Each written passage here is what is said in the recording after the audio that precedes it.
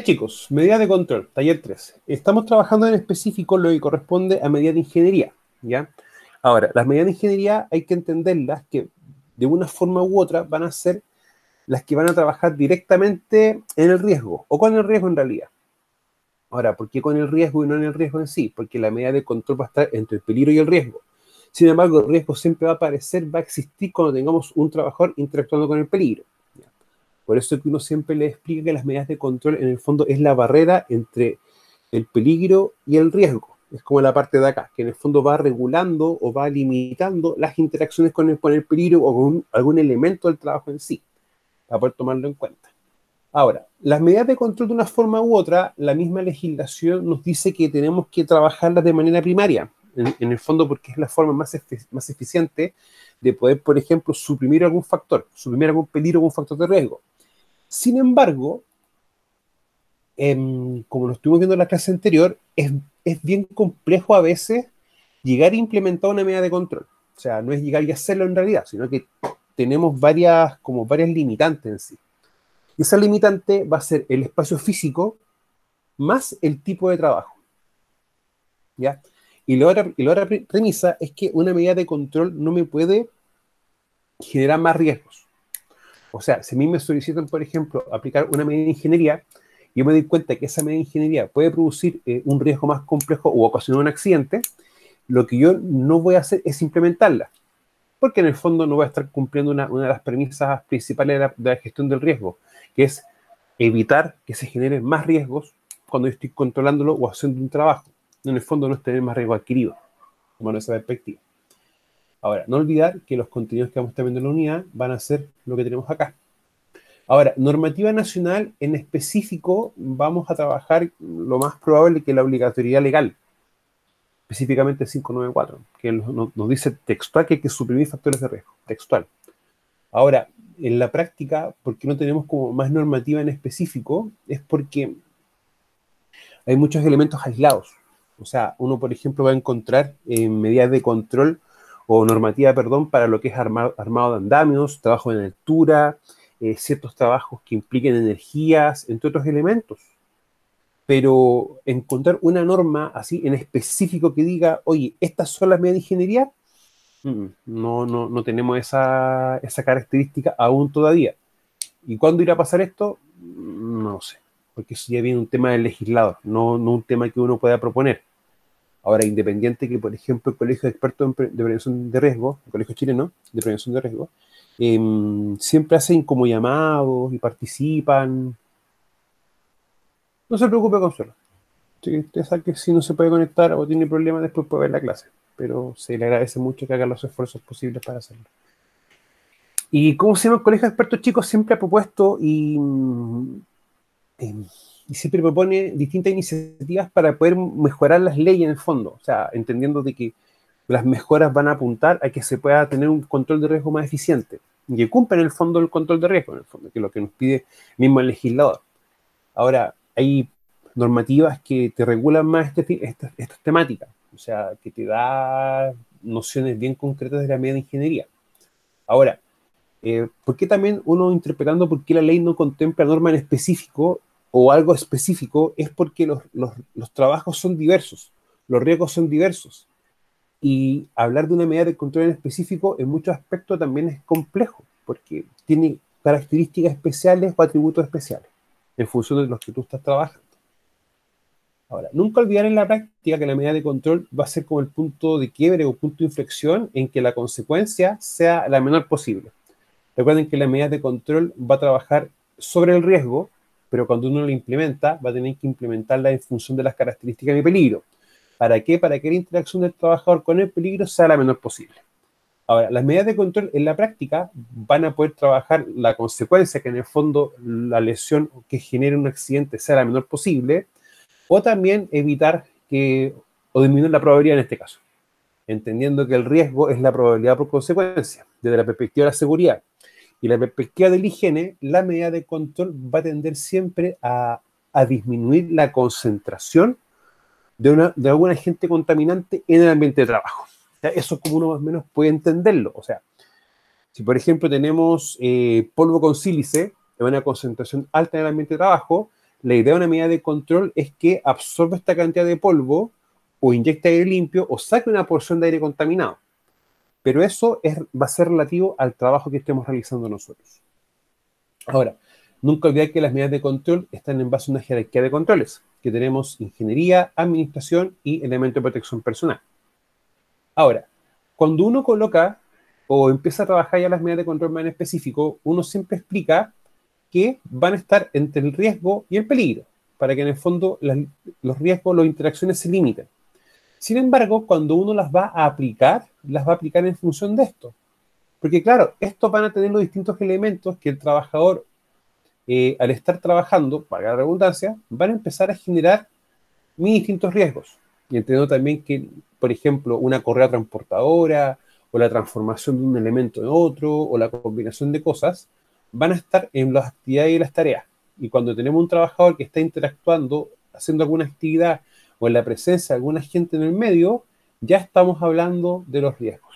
O sea, se aplica en esta sección, pero sin embargo, se tiene que, van a funcionar dependiendo de las características que tengamos acá. Eso también para poder tomarlo en cuenta. Ahora, la clase anterior vimos un par de casos prácticos de cómo podemos ver unas medidas de ingeniería. O sea, acá hay una medida de ingeniería en específico que es para absorber todo lo que es el acerrín, producto del corte de una plancha. Sin embargo, no podemos colocarle una protección más para poder disminuir el ruido, porque así entorpeceríamos el trabajo y esto estaríamos agregando riesgos extras. Ahora, como yo también le explicaba en la clase anterior, acá tenemos un botón de emergencia o una parada de emergencia. En el caso de un accidente, esto tú lo apretas y se va a detener. Ahora, tenemos otro ejemplo que vimos en clase asociado a la manipulación o manejo de una sustancia peligrosa. En este caso es un ácido. Y nos dimos cuenta de que tenemos que empezar a ver la forma en que los vapores que produce este ácido no entren directamente a la persona. Y acá tenemos ninguna medida de control, ¿ya? Ahora, lo más probable que si les toca trabajar en un ámbito como este, van a escuchar una frase como que no te preocupes, si lo que estamos haciendo no implica ningún riesgo porque estamos trabajando un tiempo muy pequeño. Pero lamentablemente la exposición a sustancias químicas empieza a producir de una forma u otra procesos acumulativos en el cuerpo. O sea, lo que tú vas ingiriendo, lo que no se elimina, se va a almacenar. Y eso de una forma u otra va a empezar a desmejorar la salud del trabajador. O sea, en ese aspecto uno no tranza. Y después empezamos a ver las formas más concretas o más reales de poder trabajar con un control de riesgos. Podemos tener situaciones como esta, como campanas hechas. Ahora, quizás nosotros, por ejemplo, podemos no tener la suerte de tener estos equipos, pero sí podemos tener la oportunidad, por ejemplo, de diseñar o trabajar en una empresa en que vamos a implementar campanas de extracción. Y si ese fuese el caso, la campana siempre tiene que estar de igual forma en esta altura, cosa de que los gases hagan este ejercicio, empiezan a subir y no lleguen directamente al trabajador, ¿ya? Por lo tanto, esta es la lógica que funciona. Ahora, ¿uno puede hacer eso? Se puede hacer, pero hay que colocar hay que ver ciertos elementos. O sea, por ejemplo, tenemos que ver los volúmenes, caudales, entre otras cosas, que eso vamos a verlo un poco más adelante, para poder también tomarlo en cuenta. En sí, chiquillos, las medidas de control son las adoptadas en función del riesgo para su efectivo control. O sea, yo debo pensar en una medida de control, pero que ésta sea para el riesgo que estoy utilizando. O sea, si estoy expuesto a contacto con superficies calientes, no puedo pasarle al trabajador un lente, porque, claro, es una medida de control, pero no es para ese riesgo. Por eso es importante que cuando nosotros queramos ver esto, hagamos siempre un ejercicio. El peligro o mi trabajo, describir todas sus cualidades. Porque yo cuando hago eso, reconozco claramente el riesgo. Estoy reconociendo cuáles son mis riesgos. Y cuando hacemos ese ejercicio, ya vamos a empezar a definir claramente las medidas de control, que van a estar en función del peligro, pero también en función de la magnitud del riesgo, para poder también tomarlo en perspectiva.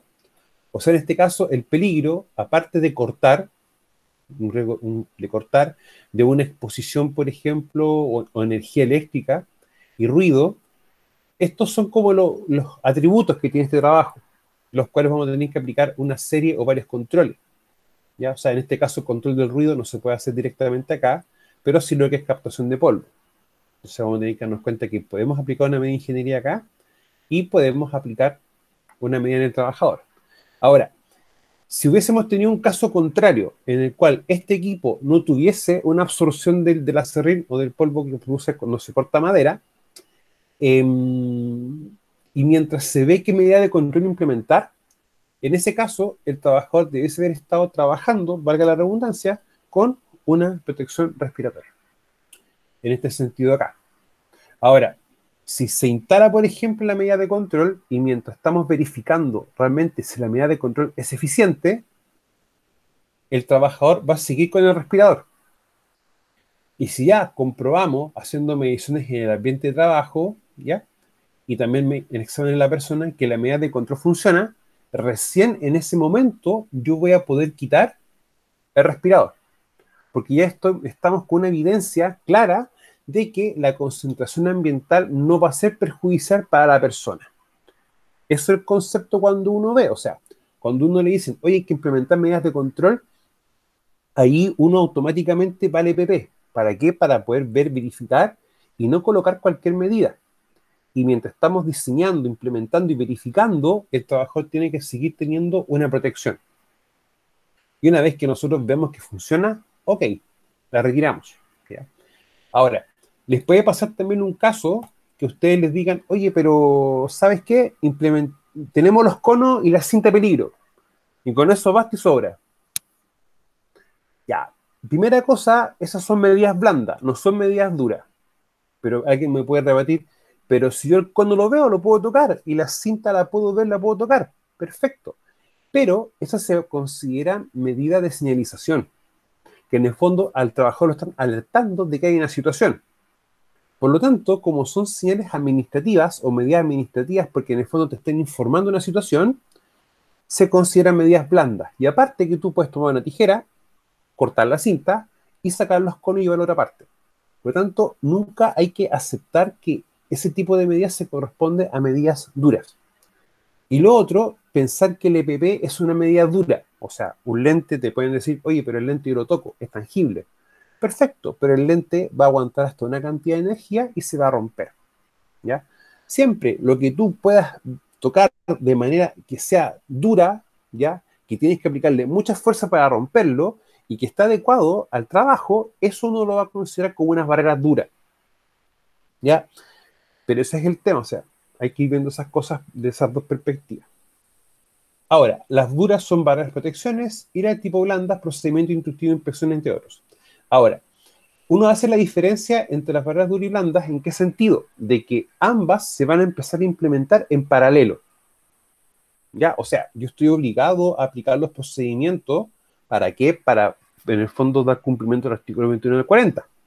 Pero también estoy obligado a aplicar inspecciones, ¿para qué? Para ir verificando el estado de equipos. Y eso también responde al artículo 22, que es obligación del empleador verificar el correcto estado y funcionamiento del equipo y herramientas, y que estos estén en estado ok de funcionamiento. Pero eso, ¿cómo lo hace la empresa? Cuando el trabajador va a utilizar el equipo, lo revisa, y él tiene que informarse en una situación que es anómala. Entonces, bajo ese punto de vista, estos como conceptos van a funcionar siempre juntos, en paralelo, ¿ya? Ahora, siempre nunca olvidar que hay una medida de control adoptada a través de toma de decisiones, y la toma de decisión, en este caso, chiquillos, va a haber en dos funciones. Función 1, al evaluar el riesgo, decir si estoy en una situación aceptable o estoy en un riesgo alto o un riesgo medio, ¿ya? Ahora, la única diferencia entre un riesgo medio y riesgo alto es que la forma en cómo tú vas a aplicar el control. O sea, si a mí me preguntan, yo siempre he dicho, todo riesgo se controla, pero el valor del riesgo me va a decir qué tan intenso es el control. O sea, no es lo mismo revisar una herramienta una vez a la semana que tener que revisar una herramienta todos los días. Y uno entiende por qué una herramienta más compleja que pueda desgastarse más rápido y producir un daño mayor va a tener que tener una revisión mayor. Y el otro criterio es las características o cualidades de mi peligro. O sea, viendo bien una etapa cualitativa de descripción de cualidades y una etapa cuantitativa de definición de magnitudes. O en el fondo de valorización del riesgo en sí. ¿Ya? Recuerden que la valorización del riesgo, si lo estamos tomando como un concepto, es medir y comparar.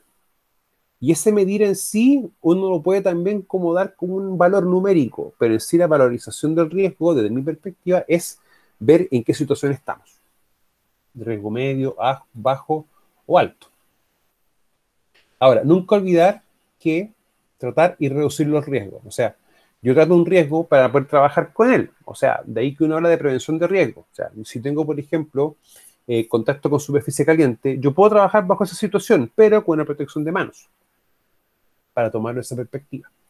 Y reducir, uno habla de poder reducir la consecuencia de este. Es como cuando uno empezó con ustedes a hablar del concepto de las 4T. No sé si se acuerdan de esos, chiquillos. Sí. ¿Sí? Que nosotros hablamos de tratar, tolerar, terminar y transferir. Sí. ¿No es cierto? Ya. Transferir, Rodrigo, lo vamos a empezar a trabajar en la unidad 3, cuando empecemos a ver un poquito la parte administrativa y ley de subcontratación.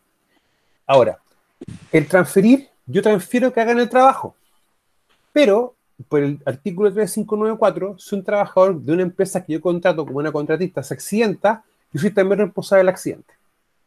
O sea, en español, el Sí. terminar no existe, pero sí, o sea, el transferir no existe, pero existe a medias. Claro. Y profesor, y también ahí para acotar, en la ley de ¿Mm? subcontratación hubo una modificación que fue importante, que antiguamente cuando partió nomás la ley, hablaba de una responsabilidad subsidiaria de la empresa mandante y después eso cambió a ser solidario. Sí. Claro, entonces ahí el trabajador tiene la opción, en el caso de que se accidentara, de demandar a cualquiera de los dos. Ya no en subsidio, por ejemplo, a la mandante si no respondía en este caso la subcontratada. Mira, la ley de subcontratación tuvo un nacimiento bien peculiar. Bueno, yo tengo 30 y tanto, ya yo voy a cumplir 37 este año.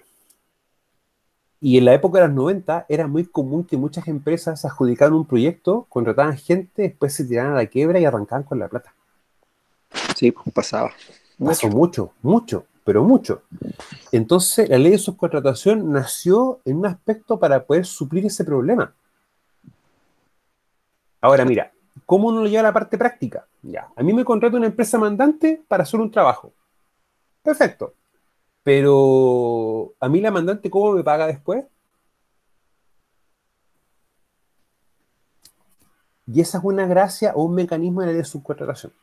Que en la práctica, por ejemplo, para que la mandante me pague o me haga válido un estado de pago, yo estoy obligado a demostrar, ojo, demostrar que hice el pago de todas mis remuneraciones, de todos los haberes legales, etcétera. Si, por ejemplo, tuve un trabajador desvinculado, mostrar el finiquito del trabajador, etcétera. Entonces, ¿qué pasa? Que ahora la empresa mandante, si se da cuenta de que la contratista no hizo el pago de nada, ok, yo lo pago y te lo descuento a ti. Y te hago el pago de todos los haberes legales de tus trabajadores. Entonces, si una empresa, por ejemplo, contratista, se tira a la quiebra, eh, tampoco los trabajadores van a quedar indefensos, porque por ley de subcontratación ahora, tú para trabajar o hacer un trabajo, tienes que también dejar una boleta de garantía. Y la boleta de Claro. garantía, O si no, le retienen el pago, por ejemplo. Rodrigo, Le retiene el pago, por ejemplo, la mandante y ahí ya ¿Mm? no puede eludir la responsabilidad. Exactamente. Entonces, por eso la ley de subcontratación en ese aspecto es maravillosa. Claro.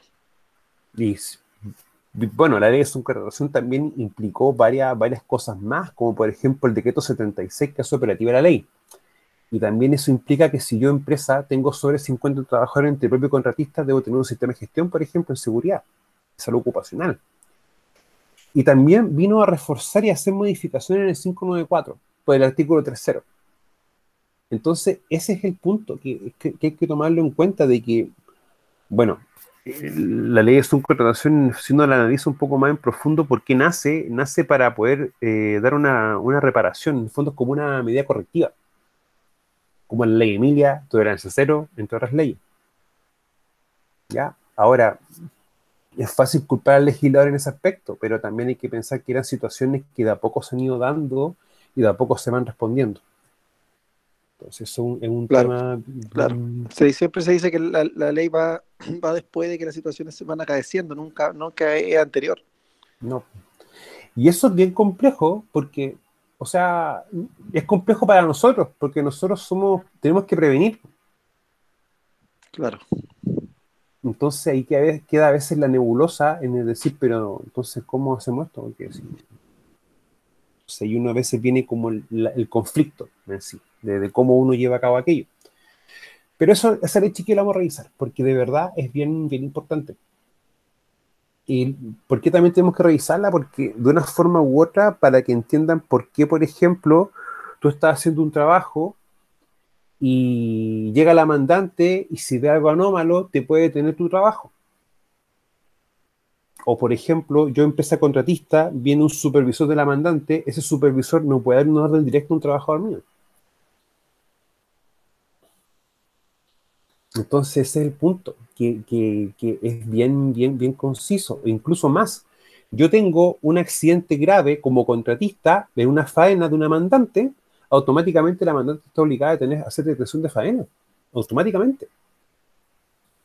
Entonces, la amplitud y los mecanismos que creó esa ley desde el punto de vista laboral fue bastante, y es bastante. O sea, para que no sacan los desentendidos y como que no, si yo no puedo hacer esto, pero la ley.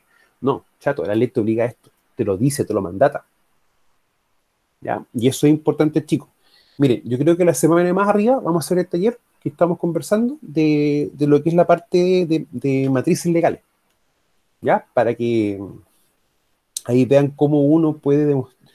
Miren, lo que pasa es que hay siempre como hay un conflicto, pero un conflicto en nosotros, que muchas veces tenemos una inquietud, un problema, y no sabemos cómo mostrarlo, o no sabemos tampoco cómo explicar de que tenemos algo que es obligatoriamente, pero porque la ley me lo mandata. Por eso es importante las matrices, porque la matriz uno la confecciona, pero el que te aprueba la matriz es el representante de la empresa. Entonces, bajo ese punto de vista, cuando él coloca la firma, él no se puede desentender de que tiene una obligación, porque él para poder firmar tiene que revisar un documento. Por lo tanto, la práctica es como la toma de conocimiento que tienen sobre el documento.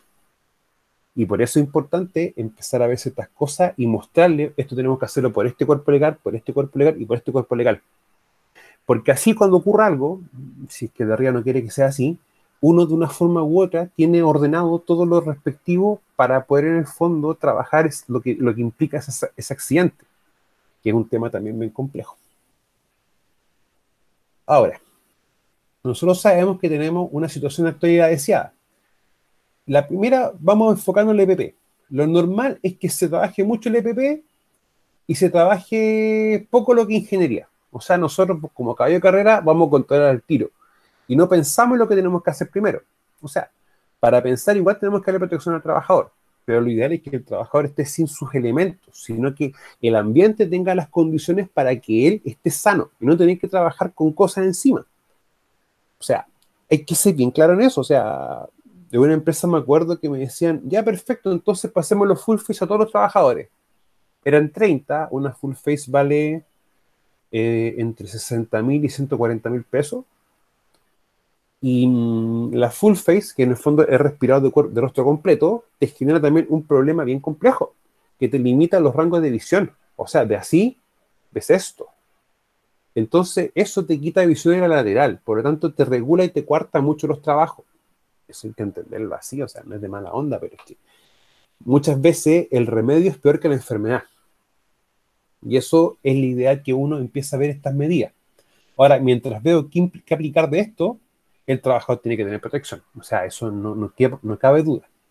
Ahora, claro, esta pirámide, lo ideal es que esta pirámide sea invertida, pero que nosotros podamos eliminar gran parte de los peligros o cambiarlos, y si estos dos no se pueden hacer, empezar con todos los controles de esto de acá.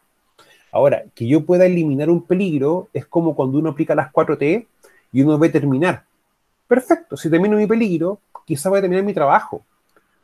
Y la práctica no es lo que nosotros queremos, sino que nosotros queremos trabajar un peligro. ¿Para qué? Para que cuando el trabajador interactúe mediante los riesgos, no le ocasione una consecuencia grave. Si ese es el punto, chiquillo. Ahora, en el caso chileno, lo que es eliminar y sustituir, lo coloca como dentro de los controles de ingeniería, los distintos protocolos. ¿Por qué pasa eso? No lo sé. Pero si yo lo reviso desde la perspectiva de una norma ISO, por ejemplo, una norma OSHA, te va a decir claramente que esta es la jerarquía de controles y te lo va a dar, estos dos te lo va a dar por separado. ¿Ya? Pero para que lo tomemos en cuenta. Ahora, siempre sustituir va a ser el cambio de una cosa por otra. Y en ese aspecto es como más, es como para mí es como más concreto esto. O sea, es como cuando uno quiere cambiar, por ejemplo, los productos de limpieza. O sea, el que se utiliza como por autonomacia es el cloro, porque el cloro es barato y es bastante barato, pero resulta que es nocivo para la salud en concentraciones bajas, en ambientes cerrados, poco ventilados. Entonces uno puede explicarle, mira, ¿sabes qué? Hay que limpiar, hay que desinfectar, pero podemos utilizar este producto que cumple la misma función, pero no es tan complejo y tiene características de peligrosidad más bajas que el cloro. Ah, ok. Entonces voy a poder seguir haciendo mi trabajo, pero con un producto que va a ser menos complejo. Ahora, desde la perspectiva de lo que también para nosotros como algo más tangible, los motores. Los motores, por ejemplo, a combustión, van a tener siempre tres riesgos asociados. Ruido, vibración, también vamos a tener lo que es la generación de gases y humos, específicamente por la combustión. ¿Ya? Y el riesgo de incendio existe sí, pero tiene que haber como más variables para que se pueda concretar muy fácil. Ahora, yo si tengo un motor es para que algo se pueda mover, se pueda desplazar, por ejemplo, una correa transportador, un equipo. Y uno dice, perfecto, pero entonces utilicemos un motor que haga la misma pega, un motor eléctrico. Ah, estoy cambiando entonces un medio de generación de energía de uno por otro. Y un motor eléctrico te genera la décima parte del ruido, o sea, prácticamente ni se siente. Pero vamos a tener que trabajar con riesgos distintos quizás, como por ejemplo se puede potenciar mucho más el contacto con energía eléctrica y el riesgo de incendio. O sea, siempre que uno trabaja con energía eléctrica, son como los dos riesgos más concretos. Ahora, el contacto de energía eléctrica no hay que verlo solamente como que yo puedo tocar un cable, sino también como la energía quizás pueda energizar una estructura. Y eso es otra historia. Y eso es un poco también complejo. Ya para que también veamos que uno quizás va a estar cambiando un peligro por otro, pero también vamos a estar teniendo riesgos nuevos. Y eso hay que ver cómo uno también lo puede ir trabajando. ¿Ya? Ahora, lamentablemente, desde mi perspectiva, esto va a seguir pasando. ¿Ya? Va a seguir pasando. Razón, motivo, porque el EPP de verdad es bastante económico. Es muy económico. Entonces, no. Cuando empiezan a ver el tema de costo, a la larga es más fácil estar comprando EPP que estar implementando medidas más concretas. Eso porque no sé. Hay veces que uno cuesta como estar en la cabeza del empresario. Pero en todo caso, siendo a veces como un poco más abogado del diablo, quizá el empresario lo ve así porque no conoce otra forma y está acostumbrado a esto. Por lo tanto, nosotros también tenemos que hacer como el ejercicio de explicarle que hay formas de poder controlar riesgos que no es solamente el EPP. ¿Ya? O sea, en muchos ámbitos se van a dar cuenta el tema del desconocimiento, chicos. Eso es el tema, de desconocer cosas o desconocer que nosotros podemos hacer esto y esto de esta y esta forma. Y para eso estamos nosotros en el fondo, para poder en el fondo explicar que hay formas distintas de poder hacer el trabajo. Ahora, acá tenemos también, chiquillos, otra forma de ver la jerarquía de controles. Si ustedes se van dando cuenta, en la base, esto está invertido, pero si yo lo coloco como la base de la eliminación, es lo más concreto. Ahora, el EPP hace la eliminación, en el fondo va a ser de menos eficiente a más eficiente. Hay que verlo así. Ahora, ¿cómo yo puedo aplicar esta jerarquía o aplicar estos controles? Hay que verlo caso a caso. O sea, caso a caso se tiene que ver. O sea, por ejemplo, en una cocina, lo más adecuado es extracción de aire. Arriba de la cocina o una extracción de aire generalizada. Razón, motivo para que haya menos temperatura, no se sienta tanto, por ejemplo, en una comida, entre otros elementos. En electricidad vamos a tener medidas de control perfecto, pero por ejemplo va a ser aislación y bloqueo. Tenemos trabajo en caliente, ok, dependiendo del trabajo, revisar herramientas, tener los extintores a mano, tener, por ejemplo, algunas paradas de emergencia. Va a ser caso a caso, ya que eso es lo que quiero que trabajemos la próxima clase, un par de casos y la de más arriba también, ¿ya? Pero para que nosotros empecemos a ver, en primera instancia, qué medida de control aplicar. Y después ver la segunda instancia de qué tipo de ingeniería, qué tipo de administración y qué tipo de PP. O sea, primero uno ve en el fondo si aplico o no una medida de control.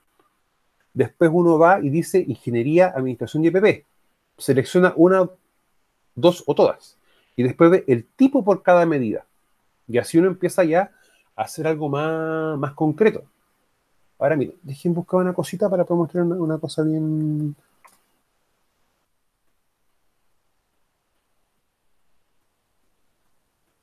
Una cosa bien concreta.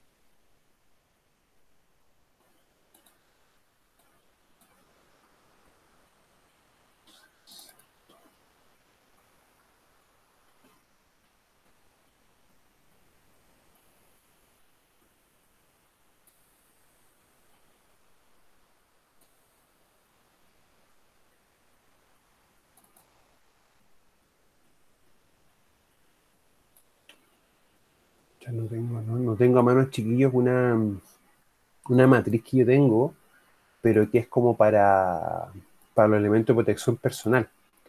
En el fondo uno les ve, ¿cómo se llama?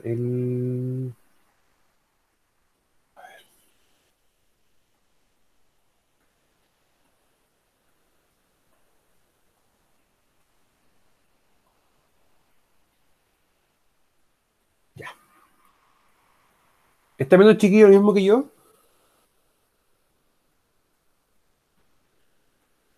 Sí, profe. Ya.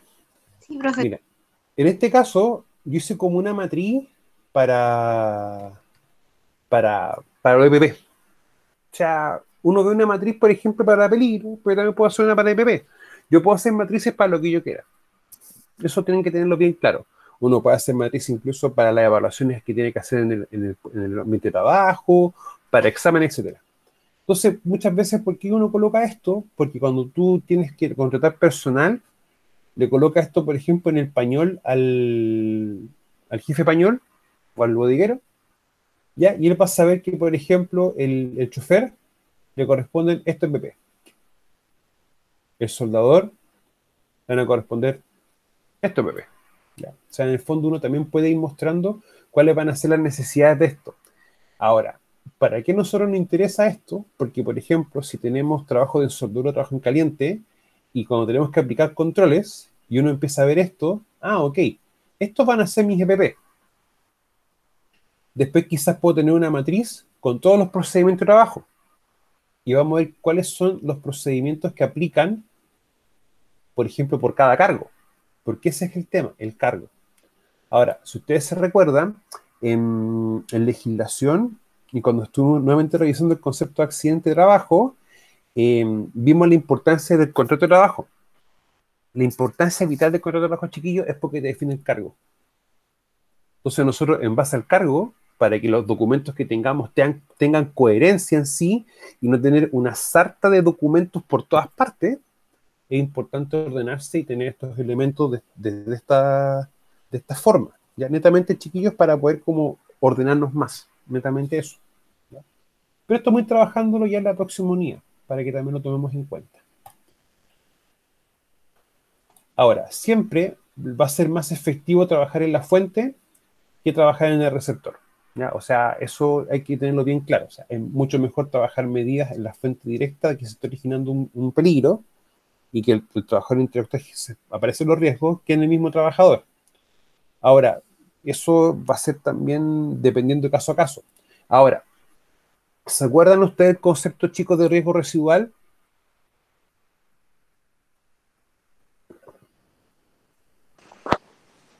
Sí, profe. ¿Sí? Ya. Podemos tener un trabajo, por ejemplo, que apliquemos un control de ingeniería y sigamos teniendo un riesgo que no podemos controlar. Sí. Sí. Y en ese caso, ¿qué hacemos nosotros? Vamos a trabajar con el EPP en paralelo. Para lo que no controla la medida de ingeniería, sí lo pueda controlar el EPP. Ahí habría, disculpe, profesor, un riesgo residual emanado de una medida de ingeniería. Sí, Ya. sí. Mira, un ejemplo bien sencillo. Tengo un motor que me genera 100 decibeles y coloco una barrera, y esa barrera, cuando yo después de la barrera empiezo a medir, de los 100 me baja a 85. Pero resulta que tengo 5 decibeles que no los puedo controlar más con esa medida. ¿Por qué razón motivo yo quiero estar bajo los 80 decibeles? En el caso de que estemos, por ejemplo, con Prexor. Entonces, esos 5 decibeles, ¿con qué tengo que, en el fondo, hacer o qué tengo que colocar para que no le lleguen directamente al trabajador? Rodrigo. Un EPP de protección auditiva. Exactamente. ¿Ya? Y en ese caso, ok, porque esta medida no funcionó lo suficiente, tenemos un riesgo residual que hay que seguir controlando, vamos al EPP. Ahora, puede pasar, por ejemplo, un escenario en el que tengamos un trabajador que esté trabajando, para la redundancia, en 3 áreas distintas, con 3 niveles de ruido distintos. Sí. Sí. Y en ese caso, quizá el trabajador va a estar en zonas que tenga medida de ingeniería.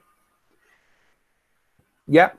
Pero, vamos a tener un pero, que quizá no en todos los lugares tengan los mismos niveles de ruido. En ese caso, el uso del EPP para el trabajador va a ser 100% del tiempo, va a ser obligatorio, porque él también va a estar expuesto quizás a distintos riesgos residuales. Por eso también es importante entender que el EPP, o sea, el EPP siempre se va a utilizar, porque ¿qué pasa? Que las medidas de control van a fallar, no son perfectas. O sea, si tengo una extracción de gases, ese extractor de gases tiene que hacerse la mantención, por lo menos 1, 2, 3, 4 veces en el año. Y si no le hago mantención, no lo reparo, no lo cambio si se echa a perder, no voy a esperar que esté funcionando porque no está operativo. Entonces, van a haber siempre fallas. Y esas fallas, de una forma u otra, nosotros tenemos que también empezar a suplir con esto. Ahora, si tenemos gases, lo más probable es que tengamos que tener alguna señal o algún control en el medio, que en el fondo puede ser, por ejemplo, una alarma, que cuando detecta una alza de nivel de gas, un aumento de concentración de gas en el ambiente de trabajo, nos va a obligar automáticamente a poder evacuar. Y eso es importante también de tomar en cuenta. Pero eso siempre va a pasar, chiquillos, cuando uno de una forma u otra sabe que estos controles no van a ser eficientes. Y eso hay que tenerlo bien en cuenta. Ahora, no olvidar que en el caso chileno, tenemos los 3 de acá, que las medidas de ingeniería trabajamos en la fuente, ya también pueden haber medidas de ingeniería que se trabajen en el ambiente de trabajo, ya, y eso viene asociado, por ejemplo, a la ventilación, que vamos a ver un poquito más abajo. Las medidas administrativas, que están en el medio de los trabajos, y los elementos de protección personal, que está en el trabajador.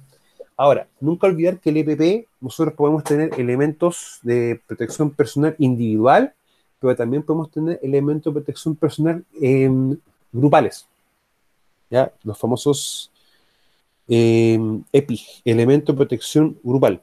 ¿Ya? Ahora, por norma española, o por normativa española, o por vocabulario español, el EPP se le conoce como EPI, elemento de protección individual. ¿Ya? Por si alguna vez están leyendo algún libro español, para que puedan ver esa diferencia. Ahora, tenemos una fuente y tenemos el trabajador. Lo que uno siempre tiene que empezar a ver de una forma u otra es ver cuáles van a ser los caminos o cuáles van a ser los medios en los cuales el trabajador, al estar interactuando con la fuente, va a empezar a qué cosa a poder afectar. De una forma u otra, uno se pregunta, entonces hay que empezar a reconocer las vías de exposición o las vías de entrada de gente. Sí, piel, respiración, digestiva y parenteral, o una herida. Pero uno dice, pero entonces los oídos no es vía de ingreso. Se puede considerar una vía de ingreso, pero porque acá tenemos un sistema en específico, ¿ya? Pero cuando uno ve la bibliografía en sí, no lo considera como una vía de ingreso bajo esa clasificación, pero sí es una vía de ingreso porque se ve afectado por el agente ruido. Ahora, cuando uno tiene que empezar a hacer ese ejercicio, viene empezar como a describir las cualidades del trabajo. Pero cuando yo empiezo a ver la fuente, ya en el fondo voy a hacer las cualidades del origen de mi peligro o mi fuente. Y eso me va a empezar a decir a mí cómo yo voy a tener que empezar a aplicar las distintas medidas de control. Bueno, en el fondo me va a decir primero qué medida aplicar. Ahora, mientras veo qué aplicar, el trabajador tiene que tener un EPP. Ya. Entonces, estoy definiendo el control, viendo todo lo demás, le coloco un EPP. Ya, el control ya está definido y lo empiezo a implementar. Mientras se está implementando, sigo con el EPP. Ya está implementado y estoy empezando a hacer o ver si está funcionando, en el fondo haciendo mediciones, sigue estando el EPP puesto. Ya cuando mido y garantizo que los niveles de riesgo están siendo bajos, que no va a alterar la salud del trabajador, ok, lo retiramos y el trabajador va a poder estar haciendo su trabajo sin nada. Ahora, con el caso de ruido, eso es discutible, ¿ya? Hay varios estudios que revelan que ya estando expuestos 70 decibeles, el cuerpo empieza a producir daño. Hay normativas que te hablan de 65, hay normativas que te hablan del 90, etc. Ahora, lo que uno puede hacer también es acogerse como una regla bien, bien sencilla, que es el principio precautorio. O sea, yo, por ejemplo, puedo aplicar todos los controles de ingeniería, pero aún así el trabajador puede sufrir un efecto, que quizá la bibliografía te lo diga. Entonces, principio precautorio, ¿cómo sería en ese caso? Que ante el desconocimiento ya realmente sí, con los controles no se puede producir un daño, ok, el trabajador igual puede tener su elemento de protección personal. O sea, en el fondo el principio precautorio que me va a ayudar a mí a poder seguir controlando. ¿Ya? Y tampoco es ilegal, porque en el fondo el código del trabajo me dice que tengo que implementar todas las medidas de control, no toda la dura en específica, para que también tomemos en cuenta. Y esto es como lo que uno también puede verlo. Bueno, lo que tenemos acá, en el fondo, puede ser también aplicado a ruido, vibraciones. Ya es como lo más concreto. Y lo que tenemos acá en este caso es lo que podemos ver o aplicar más a lo que es agentes químicos. Ahora dice, claro, voy a aplicar una medida de ingeniería directamente en la fuente. Perfecto. Pero yo también puedo aplicar una medida de ingeniería en el ambiente de trabajo. ¿Para qué? Para que si yo me doy cuenta que quizá esta medida no está funcionando, y hay una concentración en el ambiente de trabajo, yo pueda colocar un sistema de extracción que aplica todo esto, para que en el fondo llegue el trabajo a la menor cantidad posible, o la concentración de la gente baje considerablemente. Bueno, son las que se emplean para trabajar el riesgo directo en la fuente y así evitar que el trabajo se exponga de manera directa, como lo son así los sistemas de captación de polvos, gases en la fuente, sistemas para amortiguar vibraciones, protecciones en correas, entre otros. ¿Ya? O sea, esa es la definición puntual, trabajar en la fuente. Ahora, lo que tampoco no nos prohíbe es que nosotros podamos tomar sistemas de ventilación y extracción también que funcionen en todo el ambiente de trabajo, ¿ya? Para poder también hacerlo. Un caso muy concreto es cuando uno tiene, por ejemplo, una bodega. Y en esa bodega uno tiene, por ejemplo, líquido inflamable, gas inflamable, o también tenemos sustancias químicas almacenadas. Si, por ejemplo, se produce alguna rotura o algo, lo más probable es que se empiecen a acumular gases. Y eso, o vapores, si un líquido que pasa de líquido a fase gaseosa. Y en ese caso, ¿qué podemos hacer nosotros? Tener un sistema de ventilación para que cuando tú abras la puerta no te llegue como una patada de gas, sino que eso esté lo más tenue posible y esté evacuándose. Que en el fondo es para ver qué ocurre si tenemos, para no exponer en el fondo generar un accidente. Eso también hay que tomarlo desde esa perspectiva. Y eso ha pasado, créanme que ha pasado bastante. Ahora, los controles de ingeniería implican el uso de tecnologías tales como el control del flujo de aire, los filtros y diversas formas de contención, normalmente usadas para limitar la diseminación de un peligro. A diferencia de los controles administrativos, los controles de ingeniería funcionan independientemente de las decisiones humanas. O sea, yo como humano voy a decidir qué medida de control de ingeniería utilizar, pero cuando la medida de control está funcionando, ya va a estar operativa, va a estar activa. Por lo tanto, yo puedo decir que funciona o no funciona, pero yo estoy viendo que está funcionando. Por eso es que uno lo ve como una decisión independiente. Ahora, ¿qué no va a hacer o qué no, que nosotros no podemos hacerlo o desentendernos de esto? Es que las medidas también tienen que estar sujetas a un plan de mantenimiento. O sea, yo no saco nada con tener una campana con filtros de carbón activado para que absorba gas y vapores ácidos si no cambio los filtros, si no lo hago. O sea, es como ¿para qué tenerlo si lo va a tener de adorno? O sea, eso es como uno lo puede como observar. Y recuerden, chiquillos, es obligación nuestra siempre tener generado o la generación de planes de mantenimiento. Quizás no necesariamente que nosotros lo hagamos, porque nosotros no somos expertos en construcción, no somos, no tenemos esa función, pero sin embargo, uno recomienda eso a las empresas y cuando uno tiene que empezar a hacer ciertas inspecciones y observaciones, uno puede también acotar aquello. Ahora, lo más probable es que si viene, por ejemplo, la mutualidad y te hace quizás alguna inspección, te va a decir claramente de que tienes que tener un plan de mantenimiento, ¿ya? Ahora, si la mutualidad te dice eso, hay que hacerlo, porque si te lo recomienda de manera escrita, eso pasa a ser una prescripción. Y toda recomendación bajo la prescripción que realice una mutualidad pasa no a ser voluntario, pasa a ser obligatorio para la empresa. ¿Ya? Y eso hay que también tomarlo en cuenta. Ahora, la prescripción, chiquillo, hay que tener bastante ojo con eso. ¿Ya? ¿Qué pasa, por ejemplo, si, un caso en concreto, va cualquier mutualidad a la que tú estés adherido, te hace una inspección en tu trabajo y te dice, ¿sabes qué? Todos los trabajos en altura tienen que tener los elementos para detención de caída. Te lo deja escrito. Ya, tú te olvidaste, guardaste el documento, etcétera, o no leíste el correo, porque por lo general te dejan la hoja en escrito y también te envían un correo con lo mismo. Y el trabajador, tú no implementas nada de las medidas de control que te sugieren y el trabajador se accidenta. ¿Qué pasa en ese caso, chiquillos?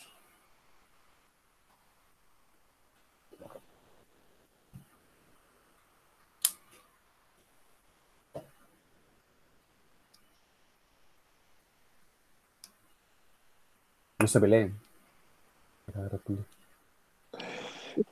Profe, habría un incumplimiento ¿Ya? de parte, en este caso, de quien no ejecutó la prescripción que usted señala. ¿Ya? Y en ese caso, Rodrigo, ¿cuál podría ser, por ejemplo, la figura legal? El de no hacer caso o no acatar una recomendación, por ejemplo.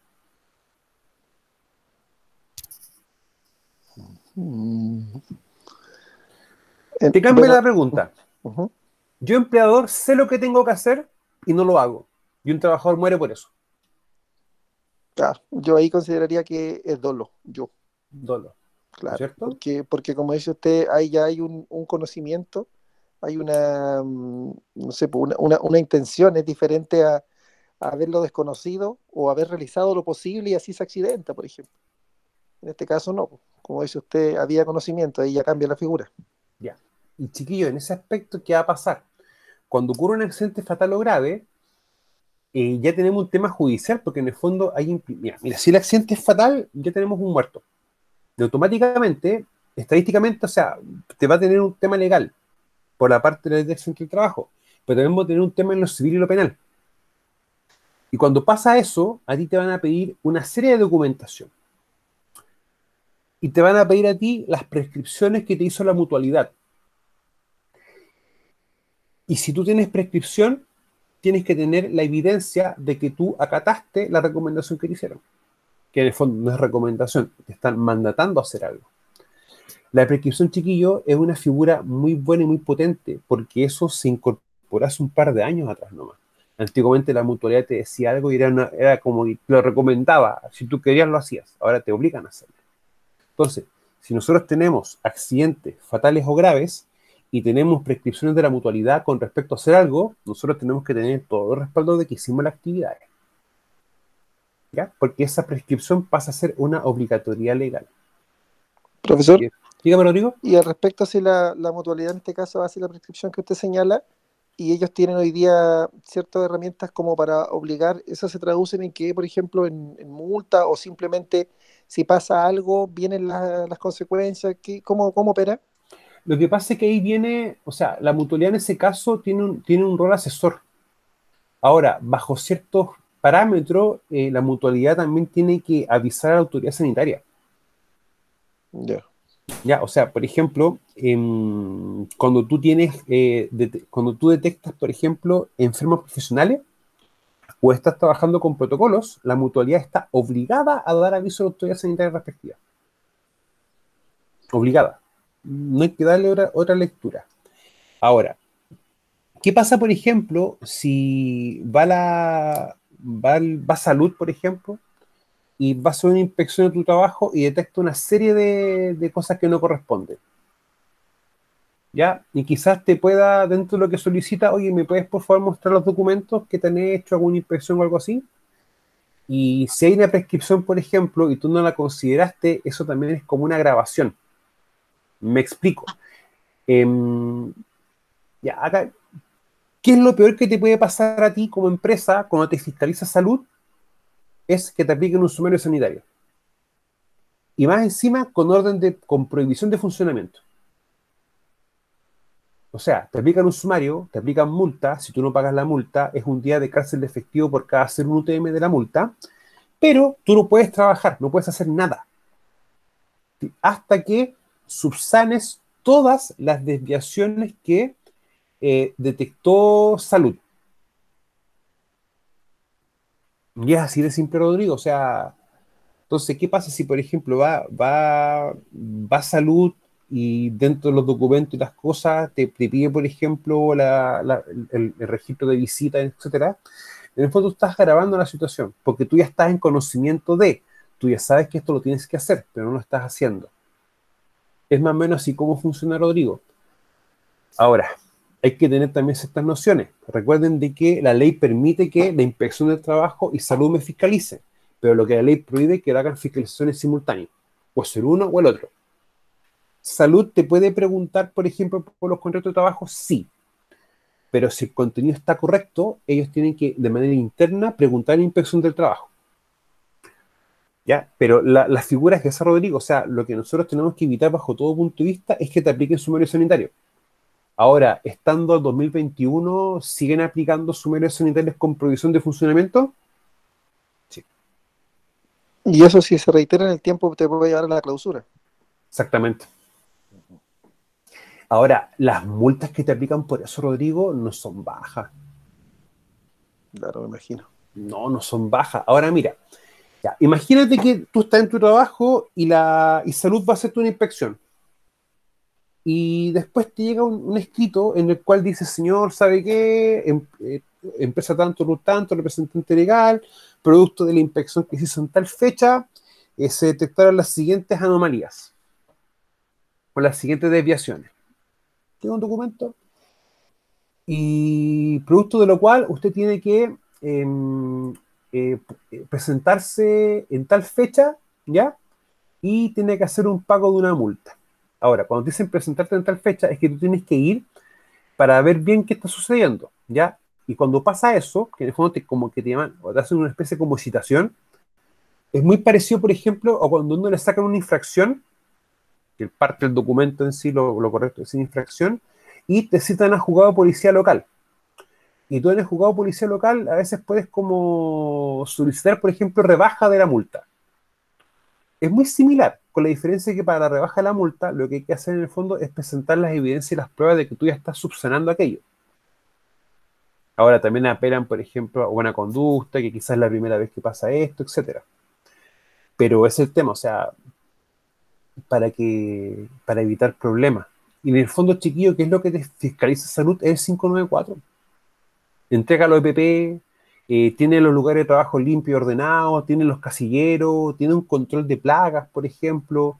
Si tienes un casino, un comedor, está la puerta cerrada, está limpio, está ordenado, las superficies son lavables, etcétera. O sea, y tampoco es que te pida cosas tan grandes, ojo, pero aún así hay a veces como mentalidad o la idea de hacer las cosas de otra manera. ¿Ya? O sea, en el fondo es como llevar la contraria por llevarla, ¿ya? Y eso es tosudez, pero no todas las empresas son así, chiquillos, no todas las empresas tienen esa lógica. Hay empresas muy buenas, pero hay empresas que les cuesta entender esto un poquito. O sea, no hay que meter a todos en el mismo saco. Existen técnicas de ingeniería que permiten controlar el ambiente de trabajo para evitar que las concentraciones de tóxicos ambientales sobrepasen los límites permisibles. O sea, bajo ese punto de vista, yo sé que van a haber distintas tecnologías que a mí me van a permitir como experto en prevención decir, hay que implementar esto porque el 594 me dice que esta sustancia no puede sobrepasar tal nivel. Y bajo ese punto de vista, uno que tiene que hacer primero que todo es medir, hacer la medición de agente. Ahora, quizás eso a nosotros nos va a traer complicaciones porque uno dice, oye, pero es que necesito medir gases, pero yo no tengo un medidor de gases. No tengo que medir ruido, no tengo ruido. Ya. Bajo ese punto de vista, chiquillo, ¿qué es lo importante que nosotros hagamos? Que nos asesoremos y nos apoyemos mucho con la mutualidad en sí. La mutualidad, chiquillo, cuando uno puede solicitar asesoría y está en todo tu derecho, porque la ley obliga, mandata a las mutualidades a aquello, a la asesoría técnica a la empresa. Entonces, bajo ese punto de vista, uno que siempre solicita que van a la empresa, reconozcan los distintos agentes higiénicos y te faciliten y realicen las mediciones de agentes. ¿Para qué? Para que nosotros veamos bien cómo está el comportamiento de alguna sustancia del ambiente de trabajo y empecemos también a ver el tema de las mediciones. O sea, eso es bien decidido, chiquillo. Claro, uno dice, perfecto, yo puedo ir y comprarme un equipo vale 20 lucas, 25 o incluso un poco más caro, pero esos equipos te van a dar mediciones referenciales, porque en la práctica esos equipos no están calibrados un 100%, no tienen un certificado de calibración, y aparte la medición es referencial nomás, porque no puedes comparar un equipo que vale 18.000 pesos o 11.000 pesos versus un equipo que vale 1.000.000 de pesos. O sea, hay sensibilidades distintas y funciona distinto el elemento. Entonces, eso es importante considerarlo. En el fondo, un medidor de ruido es referencial.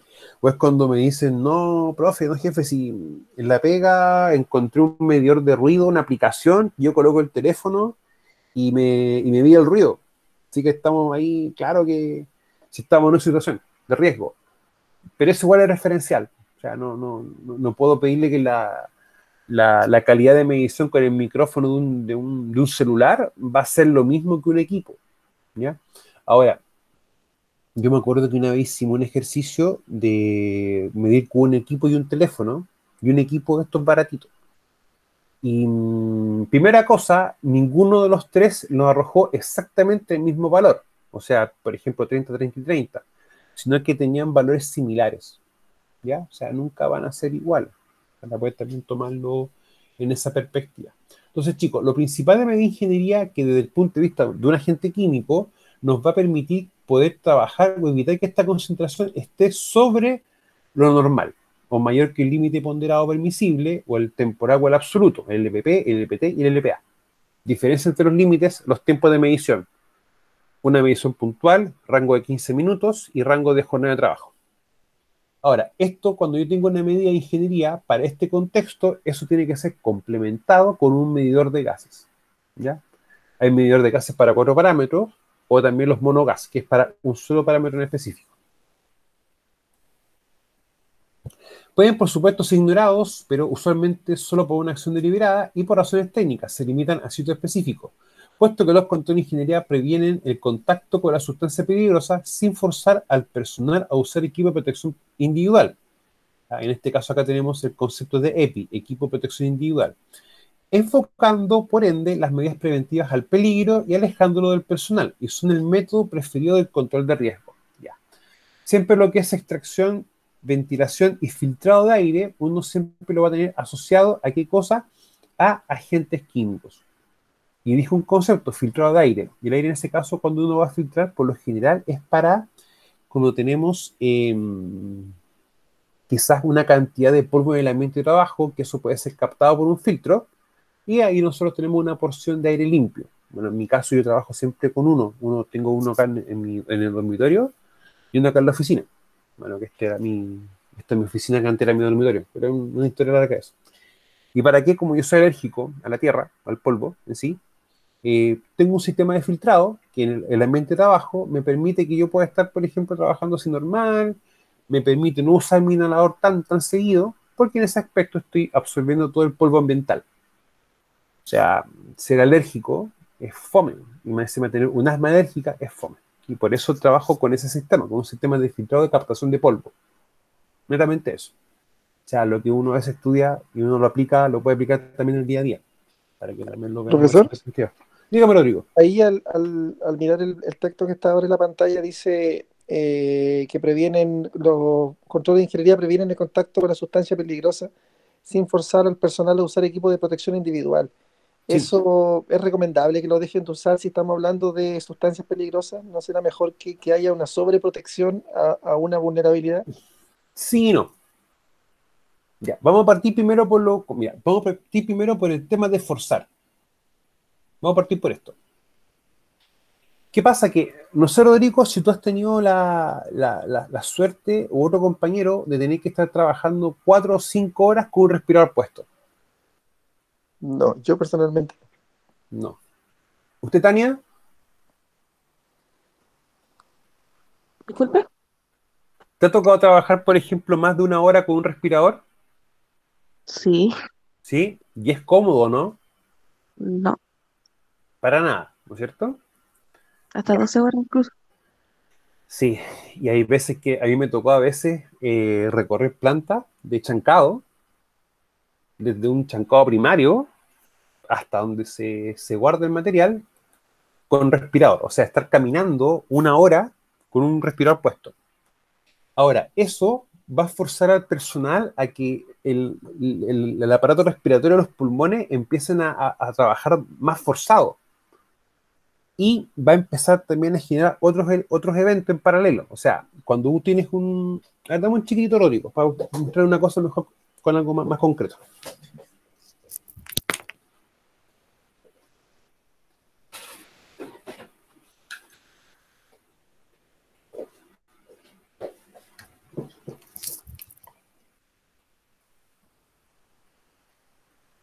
Mira, este respirador, ¿ya? Bueno, en el fondo esto es lo que va a estar en contacto directo con la persona, con su cara. Acá vamos a tener la sección donde conectamos el filtro independiente del tipo de gente que te hemos puesto. Y todo lo que tú exhalas va a estar por la parte de acá, por la válvula de exhalación. Ahora, cuando tienes esto puesto un buen rato, una cantidad de horas bien importante, ¿qué va a empezar a pasar? Esto de acá se va a humedecer completamente. O sea, cuando uno respira, uno bota el aire tibio. Ese aire tibio es porque hay humedad. Por lo tanto, esto se empieza a llenar con agua, con humedad, ¿ya? Y el aire de acá se empieza a calentar. Entonces tú empiezas a respirar un aire caliente. Y eso, de una forma u otra, va a empezar a alterar el funcionamiento del cuerpo. El otro tema con esto, y quizás a muchos les pasa cuando están con mascarilla mucho rato, es cuando han comido comida muy pesada, valga la redundancia, o comida con mucho condimento. Y tú estás con esto puesto y después empiezas a sentir que se te irrita todo esto de acá y te sientes la garganta pesada y el estómago pesado. No sé si a alguien le ha pasado eso.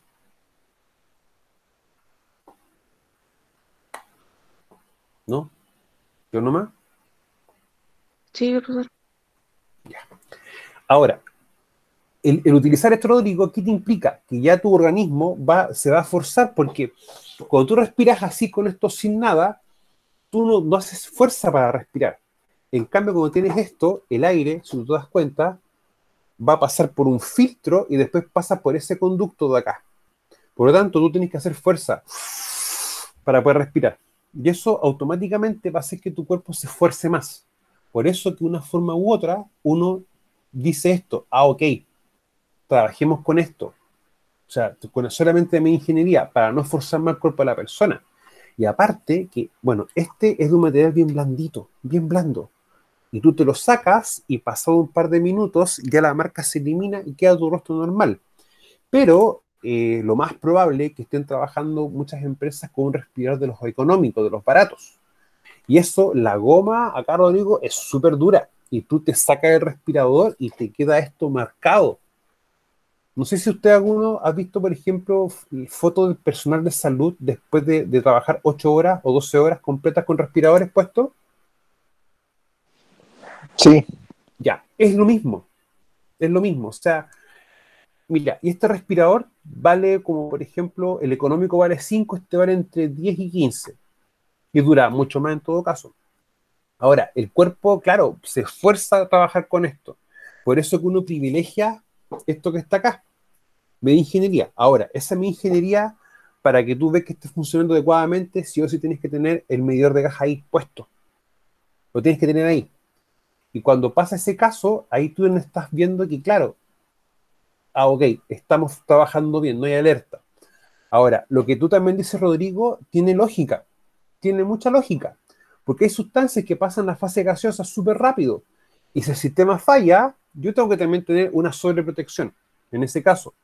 Ahora, sin embargo, hay que ver caso a caso, Rodrigo.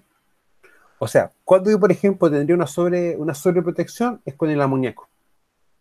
Tania, ¿te ha tocado trabajar con amoníaco? No, profesor, ¿No? no. Ya. El amoníaco tiene un comportamiento daño súper fome.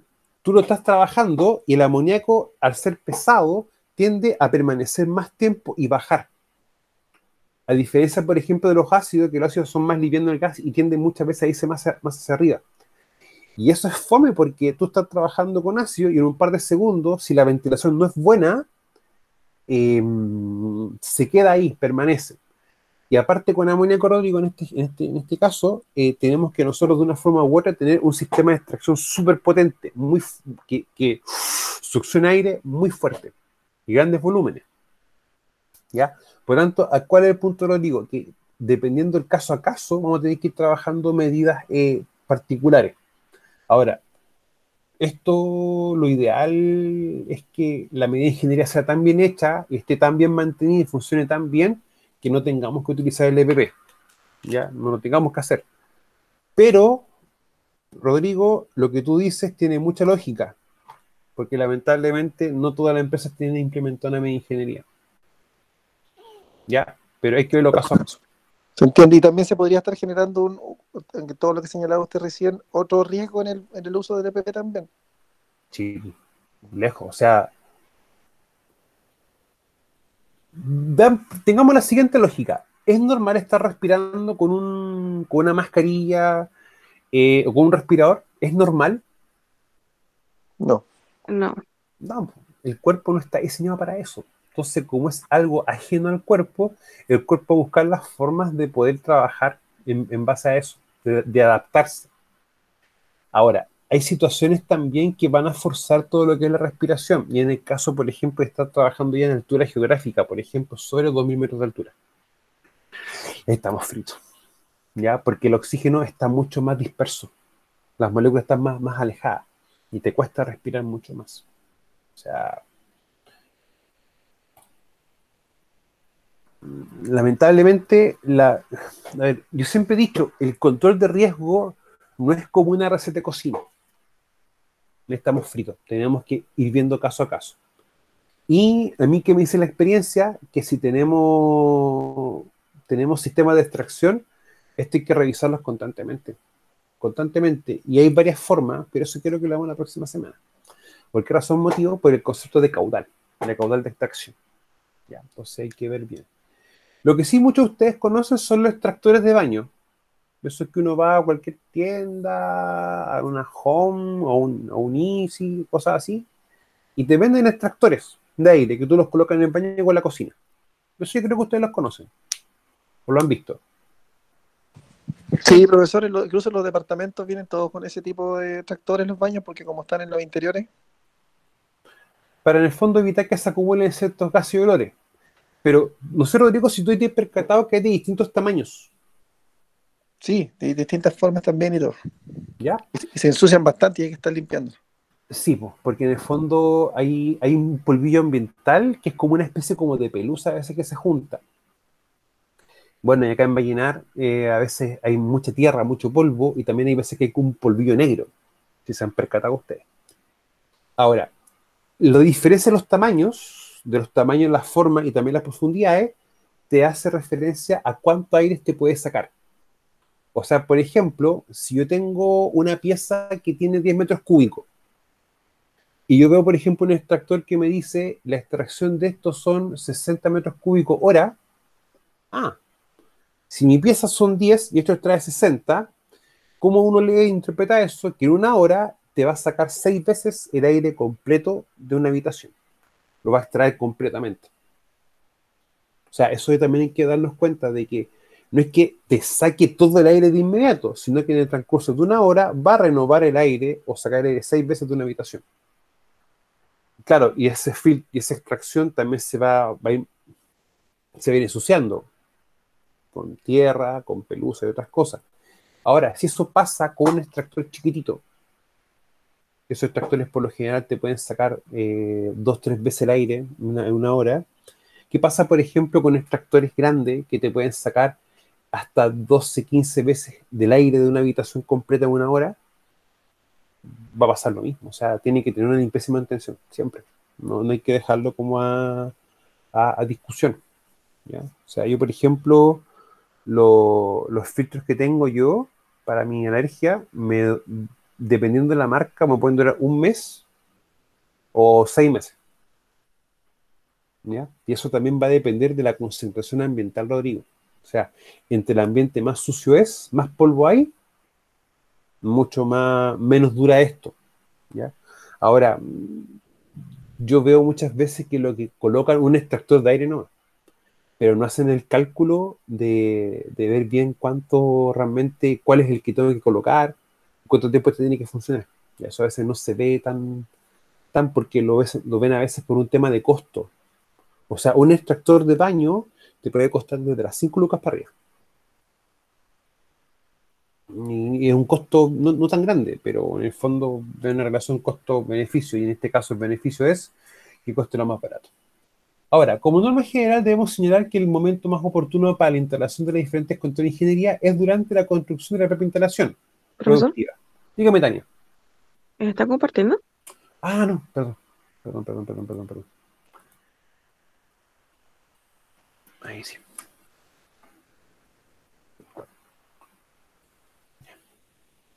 Ahora, chicos, como norma general, debemos señalar que el momento más oportuno para la instalación de diferentes controles de ingeniería es durante la construcción de la propia instalación productiva. El diseño de dicha instalación debe tener en cuenta los métodos de control. Ahora, esto suena súper bonito y es como lo ideal, pero lamentablemente no pasa. Y como esto no pasa habitualmente, Plexor y Planesi lo entienden y ahí te obligan a ti a definir medidas de ingeniería. O en el fondo vamos a tener que adaptar el lugar de trabajo. ¿Para qué? Para que nosotros podamos tener barreras de ingeniería. Y eso, chicos, es como una limitante porque vamos a tener que ver también si tenemos el espacio físico o tenemos la instalación o de frentón en el lugar de trabajo, tener que modificarlo o sacar algo. Y eso va a hacer que esto se tenga que ver caso a caso, ¿ya? Y eso no tiene otra lectura, chiquillo. Y Planesi y Plexor lo entienden. Por eso que a ti te van a empezar a proponer medidas de control. Ahora, cuando a ti te van a hacer la medición, después te entregan un informe con la medición y ahí te van a recomendar medidas de control. Esa recomendación de medidas de control dentro del informe pasa a ser una prescripción. O sea, tú estás obligado a implementar la medida de control como te dice la mutualidad. Y eso es un problema, porque quizás a ti te pueden proponer una medida de ingeniería, pero si esa medida de ingeniería yo la aplico como me dicen ellos, de una perspectiva u otra, no es que pasen todos los casos, pero si te genera un riesgo asociado, hay que verlo bien. Hay que conversarlo con la mutualidad cuando van a hacer las distintas etapas, como cuando vamos en la etapa de cualitativa, en el fondo de ver las cualidades, para poder tomarlo bajo ese punto de vista. La influencia de un área sobre otra y de una actividad laboral sobre otras deberán ser tenidas en cuenta, siendo evaluados esto como factores de peligros combinados. Ya, ¿cómo lo interpretamos esto nosotros? Cuando uno ve Plexor, uno se pregunta, ¿cuáles son las cualidades del lugar de trabajo? Y dentro de las cualidades, uno dice, ¿tenemos un ruido base? O sea, me explico. Nosotros tenemos un ruido ya en el lugar de trabajo, producto quizás de un trabajo u otra característica del lugar aledaño a nosotros. O sea, por ejemplo, quizás en la habitación de al lado hay un motor.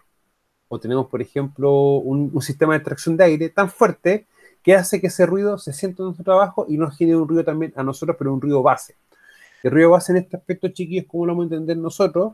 Como el ruido que está en el lugar de trabajo, pero que no es por nuestra actividad, sino que se considera producto de otra actividad. Eso también a veces va a tener ciertos elementos. Ahora, todo sistema y sus componentes deben ser diseñados de tal manera que los contaminantes puedan ser mantenidos por bajo sus valores límites aceptados. O sea, si por ejemplo para una sustancia A el LPP va a ser 50, y yo cuando no mido, o sea, cuando mido la gente tengo 100, el equipo va a tener que funcionar de manera tal de que cuando yo mida en cualquier momento, cuando esto lo tenga implementado, sea bajo 50. O sea, nunca 50 en sí. O sea, si tú me dices 50, ya hay un nivel de riesgo. Entonces, lo ideal es que siempre sea bajo A. Entonces, siempre hay que verlo de esa perspectiva. O sea, no de otra forma. Ahora, siempre vamos a tener que ver el receptor en este caso. Y el receptor va a ser protegiendo al trabajador para que el contaminante no penetre su organismo. O sea, yo puedo trabajar el foco directamente con una extracción local, focalizada. Si no es así, puedo trabajar una extracción general en el medio. Y si esto no funciona, acá tengo dos opciones. Uno, colocar un sistema de extracción en el trabajador o cerca del trabajador o en el trabajador en sí. ¿Ya? Pero esto en el fondo van a hacerlo de distintas formas o como yo puedo ir trabajando esto. Lo ideal es trabajarlo lo más holgado posible, ¿ya? Pero ahí vamos a tener que ver bien dependiendo de las características del lugar, ¿ya? Y nunca olvidar que eso lo entiende Prexor y Planesi, por lo tanto, cuando a ti te proponen medidas de control, te van a hablar de medidas de control de ingeniería, porque en la práctica, casi muy pocas veces uno va a tener la opción de poder construir su lugar de trabajo y va a ir pues, colocando las distintas medidas de control. Chicos, vamos a dejar entonces de